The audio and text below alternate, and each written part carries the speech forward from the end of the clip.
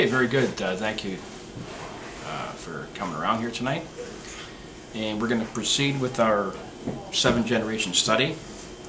For recap, we looked at the first generation of volume of work as it relates to the Jewish people in the Old Testament.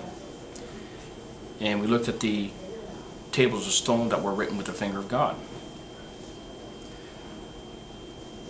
Those tables of stone were later on smashed at the foot of Mount, indicating that man was guilty of, obviously, of sin. And as Paul noted there in the New Testament, Romans 2:14 and 15, that before that law was even given, it was written in our hearts, our conscience bear record, and or it accuses and or excuses of good and or of evil. That brought about the first generation, and leading up to that generation being completed, God allowed Moses to sit at the foot of the mount.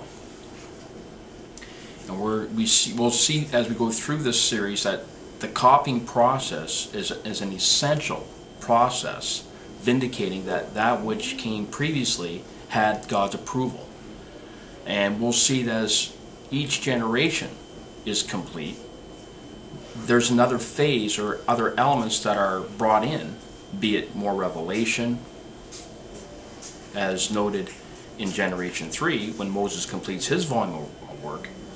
But on the second generation is what I want to look at right now. Obviously the table of stones were complete.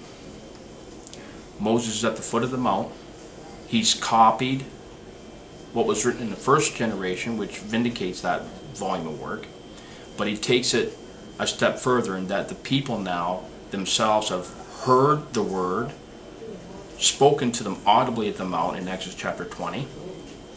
They agreed to the word, and they reaffirmed that agreement, and then they enter into a covenant relationship, and then blood is sprinkled on that document. And that document later on gets accumulated with the other writings of Moses during the tenure of his 40-year period. And in Exodus chapter 31, Moses completes the volume of work. His time is complete, and then those documents were to be put into the ark. And when they're put into the ark, remember that ark is accessible only once a year. So it was mandatory that that document had to be copied before the priests so that the priests could teach that book. Furthermore, in Deuteronomy chapter 17, it was noted that the kings had to write them a copy of that book, which was before the priests in the plural, not the high priest, but the priests in the plural, namely outside of the holy temple of God. So when they copy that second document, this is obviously approving of what Moses wrote in its entirety, namely the 5 books of Moses: Genesis, Exodus, Leviticus, Numbers, and Deuteronomy. Now, as time continues on, obviously there's more revelation.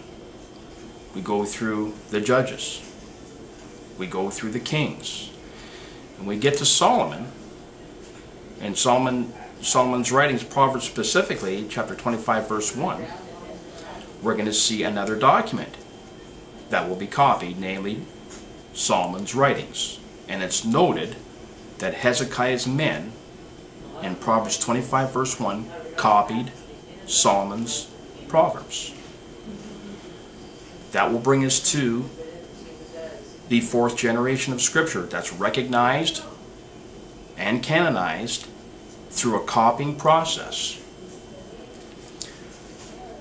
Over the many years, there'll be other generations that will come forward, but what I want to look at here tonight on this video was the 2nd generation, namely that generation of volume of work that was copied at the foot of the mount by Moses, vindicating that the law was complete, that being the 2nd generation, and then the writings that he compiled during the tenure of his 40 years with the children of Israel leading up to that, which came to be in the third generation of Scripture, which was to be kept into the ark, and there had to be copies of that document that were given to the priests, of which the kings were commanded in Deuteronomy chapter 17 to write them a copy of.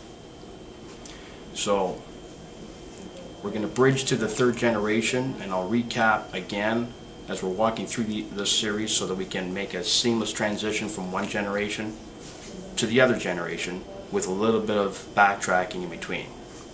And thank you for your time.